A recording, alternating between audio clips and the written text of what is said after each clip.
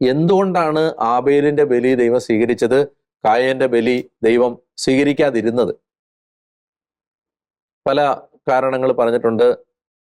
അതിലേക്കൊന്നും ഞാൻ കടക്കുന്നില്ല. എന്നാൽ യഥാർത്ഥത്തിൽ അതിന്റെ ഉത്തരം ഇവിടെ പറഞ്ഞിട്ടുണ്ട്. കായേനിലും അവന്റെ കാഴ്ച വസ്തുക്കളിലും ദൈവം പ്രസാദിച്ചില്ല, ആബേലിലും അവന്റെ കാഴ്ച വസ്തുക്കളിലും ദൈവം പ്രസാദിച്ചു. അത് കൃത്യമായിട്ട് രണ്ടായിട്ട് പറയുന്നത്. അതായത് ആബേലിൽ പ്രസാദിച്ചു, അതുകൊണ്ട് അവന്റെ കാഴ്ച വസ്തുക്കളിലും പ്രസാദിച്ചു. കായേനിൽ പ്രസാദിച്ചില്ല, അതുകൊണ്ട് അവന്റെ കാഴ്ച വസ്തുക്കളിലും പ്രസാദിച്ചില്ല. അതായത് ദൈവം നോക്കുന്നത് ബലി അർപ്പിക്കുന്നവനെയാണ്, ബലി അർപ്പിച്ച വസ്തുവിനെ അല്ല. ദൈവം നോക്കുന്നത് ഓഫററിനെയാണ്, ഓഫറിങ്ങിനെ അല്ല. കൃത്യമായിട്ട് ബൈബിളിൽ ആവർത്തിച്ച് ഇത് പറഞ്ഞിട്ടുണ്ട്. യോഹന്നാന്റെ 1-ാം ലേഖനം 3-ാം അധ്യായം 12-ാം വാക്യം, 1 യോഹന്നാൻ 3:12, തിന്മയുടെ സന്തതിയും സഹോദരനെ കൊന്നവനുമായ കായേനെ പോലെ ആകരുത്. എന്ത് കാരണത്താലാണ് അവൻ സഹോദരനെ കൊന്നത്? തൻ്റെ പ്രവൃത്തികൾ ദുഷിച്ചതും തൻ്റെ സഹോദരന്റെ പ്രവൃത്തികൾ നീതിയുക്തവും ആയിരുന്നത് കൊണ്ട് തന്നെ. ഇവിടെ കണ്ടോ, അവിടെ യോഹന്നാൻ പറയാണ് കായേന്റെ പ്രവൃത്തികൾ ദുഷിച്ചതായിരുന്നു. അതുകൊണ്ടാണ് അവന്റെ പ്രവൃത്തി ദുഷിച്ചതുകൊണ്ടാണ് അവൻ ഓഫർ ചെയ്തതും ദുഷിച്ചതായത്. അത് ദൈവത്തിന് സ്വീകാര്യമല്ലാത്തത്. സുഭാഷിതങ്ങൾ 15:8, ദുഷ്ടന്റെ ബലി കർത്താവിന് വെറുപ്പാണ്, സത്യസന്ധരുടെ പ്രാർത്ഥന അവിടുത്തെ സന്തോഷിപ്പിക്കും. കണ്ടോ, ദുഷ്ടന്റെ ബലി കർത്താവിന് വെറുപ്പാണ്. ഇനി സുഭാഷിതങ്ങൾ 21-27 ഇത് പറയുന്നുണ്ട്. ദുഷ്ടന്റെ ബലി വെറുപ്പുളവാക്കും, ദുരുദ്ദേശത്തോടെ സമർപ്പിക്കുമ്പോൾ അത് എത്രയോ അധികമായി വെറുക്കപ്പെടും. എന്ന് പറഞ്ഞാല് പാപം, തിന്മ, ദുഷ്ടത നിറഞ്ഞിരിക്കുന്ന വ്യക്തിയുടെ ബലി ദൈവത്തിന് സ്വീകാര്യമല്ല. ഇനി പ്രഭാഷകൻ 34 22 മുതൽ 24 വരെ വാക്യങ്ങളിലും നമ്മൾ വായിക്കും, നിയമനിഷേധകന്റെ കാഴ്ചകൾ സ്വീകാര്യമല്ല. കണ്ടോ, നിയമം തെറ്റിക്കുന്നവന്റെ കാഴ്ചകൾ സ്വീകാര്യമല്ല. ദൈവഭക്തി ഇല്ലാത്തവന്റെ ബലികളിൽ അത്യുന്നതൻ പ്രസാദിക്കുന്നില്ല. അവൻ എത്ര ബലിയർപ്പിച്ചാലും അവിടുന്ന് പ്രസാദിക്കുകയോ പാപമോചനം നൽകുകയോ ചെയ്യുകയില്ല. ദരിദ്രന്റെ സമ്പത്ത് തട്ടിയെടുത്ത് ബലിയർപ്പിക്കുന്നവൻ പിതാവിന്റെ മുമ്പിൽ വെച്ച് പുത്രനെ കൊല്ലുന്നവനെ പോലെ ആണ്. നമുക്ക് അറിയാവുന്ന ഒരു സംഭവമാണല്ലോ വിധവയുടെ ചെമ്പ് നാണയം.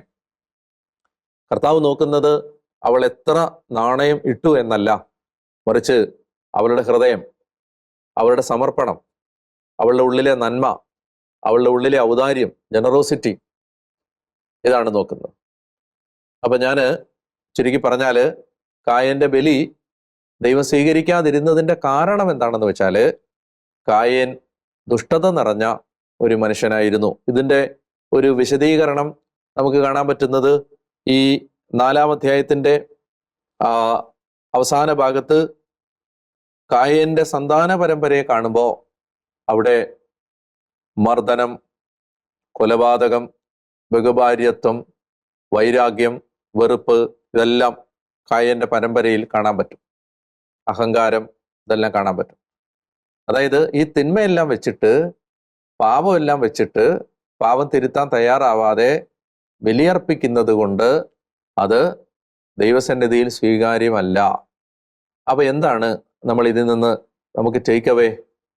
ഈ 40 ദിവസത്തെ യാത്ര നമുക്കൊരു പൂർണ്ണ മാനസാന്തരത്തിന്റെ യാത്രയായിട്ട് മാറണം. നമ്മുടെ പാപം ഉള്ള എല്ലാ മേഖലകളിലും നമ്മൾ തെറ്റുതിരുത്താൻ തയ്യാറാവുകയും ദൈവത്തിന്റെ സഹായം ചോദിക്കുകയും വേണം. അതുകൊണ്ട് നമ്മുടെ ഈ ശുശ്രൂഷ നമുക്ക് വലിയൊരു മാനസാന്തരത്തിന്റെയും അനുതാപത്തിന്റെയും സമയമായിട്ട് മാറട്ടെ എന്ന് ഞാൻ പ്രാർത്ഥിക്കുകയാണ്. ഇന്ന് നമ്മൾ അഭ്യസിക്കണം എന്ന് ആഗ്രഹിച്ച് പ്രാർത്ഥിക്കേണ്ട പുണ്യമാണ്, കർത്താവേ എനിക്ക് ട്രൂ റിപ്പൻറ്റൻസ്, ശരിയായ അനുതാപം തരണമേ. ഒരുപാട് മേഖലകളെ കുറിച്ച് നമുക്ക് അനുതാപം ഇല്ലാത്തത് കൊണ്ടാണ് നമ്മൾ അനുതപിക്കാത്തത്. അതുകൊണ്ട് കർത്താവിനോട് നമുക്ക് ഇന്ന് നമ്മൾ അഭ്യസിക്കാൻ ആഗ്രഹിക്കേണ്ട പുണ്യം ഇതാണ്, ശരിയായ അനുതാപം, ട്രൂ റിപ്പൻറ്റൻസ്.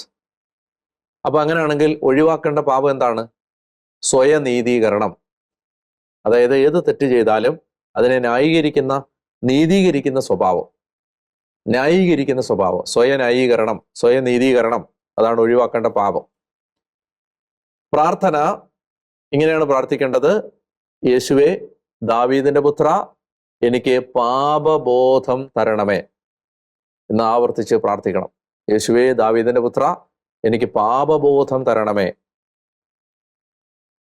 ഇനി ഇന്ന് ചെയ്യേണ്ട ടാസ്ക് ഇതാണ്. നമ്മുടെ ഈ ശുശ്രൂഷ നടക്കുമ്പോൾ പല മേഖലകളെക്കുറിച്ച് നമ്മൾ ചിന്തിക്കും. അപ്പോൾ ആ പല മേഖലകളിലും നമുക്ക് അനുതാപം ആവശ്യമുള്ള മേഖലകൾ ദൈവം ചൂണ്ടിക്കാണിക്കും. നിങ്ങളൊരു ബുക്കോ പേപ്പറോ ഡയറിയോ ഒക്കെ എടുത്ത് ഈ ശുശ്രൂഷ അവസാനിക്കുന്നതിന് മുമ്പ് ഒരു സമ്പൂർണ്ണ കുമ്പസാരം നടത്താൻ ദൈവം പ്രേരണ തരുന്ന മേഖലകളെല്ലാം എഴുതി വെക്കാൻ വേണ്ടി ഒരു ബുക്ക് തയ്യാറാക്കുക. അങ്ങനെ ഇന്ന് തന്നെ ഇരുന്ന് ഓർമ്മിക്കുന്ന മേഖലകളെല്ലാം എഴുതി വെക്കുക. ഓരോ ദിവസത്തെ ശുശ്രൂഷ കഴിയുമ്പോൾ നിങ്ങൾക്ക് അനുതാപം ആവശ്യമുണ്ടെന്ന് തോന്നുന്ന മേഖലകൾ ദൈവം പ്രേരിപ്പിക്കുന്നുണ്ടെങ്കിൽ അതൊന്ന് കുറിച്ചു വെച്ച് ഒരു പൂർണ്ണ കുമ്പസാരം നടത്തി നമുക്ക് അഭിഷേകം പ്രാപിക്കാനായിട്ട് ഒരുങ്ങാം. ദൈവം നിങ്ങളെ എല്ലാവരെയും അനുഗ്രഹിക്കട്ടെ.